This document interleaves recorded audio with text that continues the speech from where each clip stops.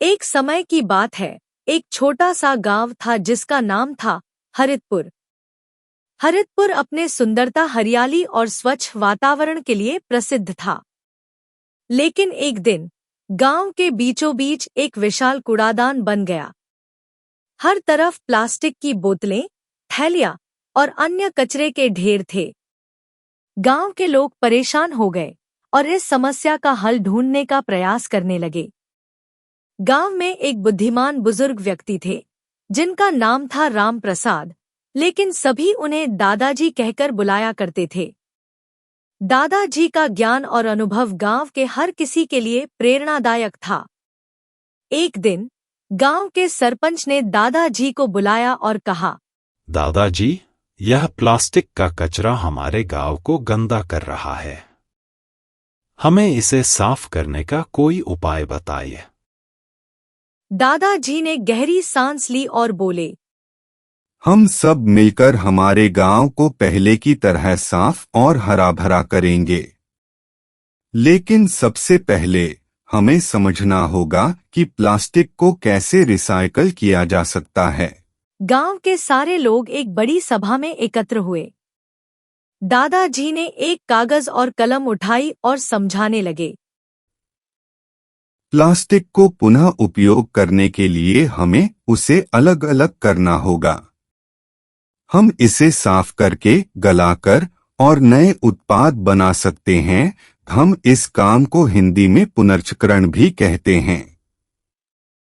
अब मैं तुम सभी को बताता हूं कि हम ये सारी चीजें करेंगे कैसे।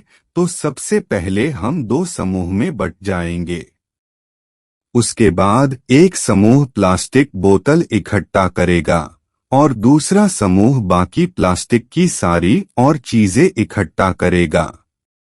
यह सुनकर गांव के बच्चे और युवा उत्साहित हो गए। सबने मिलकर कचरे को अलग अलग श्रेणियों में बांटना शुरू कर दिया। कोई प्लास्टिक की बोतलें जमा कर रहा था तो कोई प्लास्टिक की थैलियां। इसी बीच गांव की एक छोटी लड़की, जिसका नाम राधा था, वो दादाजी के पास आई और उनसे पूछा, दादाजी, हम यह सब क्यों कर रहे हैं? हमें इससे क्या मिलेगा?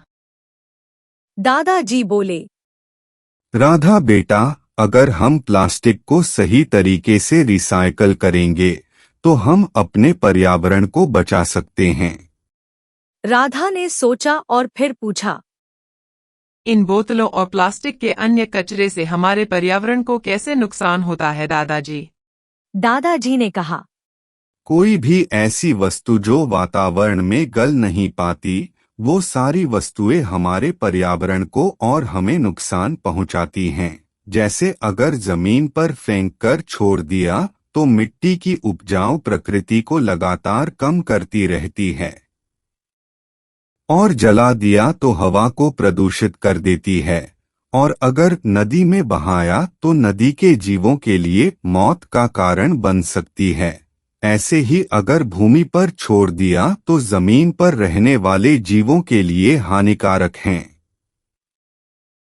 राधा ने फिर पूछा, मिट्टी में नहीं डाल सकते, पानी में नहीं बहा सकते और जला भी नहीं सकते, तो करे क्या? दादाजी मुस्कुराए और बोले, रिसाइकल, इससे न केवल हमारी भूमि स्वच्छ रहेगी बल्कि हम नई चीजें भी बना सकते हैं। राधा ने सोचा और फिर पूछा, दादाजी, क्या हम कुछ भी नया बना सकते हैं? दादाजी ने हाँ में सिर हिलाया और बोले, हाँ, हम कई नई चीजें बना सकते हैं, जैसे कि प्लास्टिक की बोतलों से सजावटी वस्त्र, कुर्सियां, टेबल, थैलियों से खेल के खिलौने और भी बहुत कुछ। यह सुनकर सभी गांव वाले और भी उत्साहित हो गए। उन्होंने मिलकर प्लास्टिक को साफ किया, गलाया और नई चीजें बनाईं। हरितपुर अब फिर से अपने नाम के अनुसार हरित और सुंदर हो गया।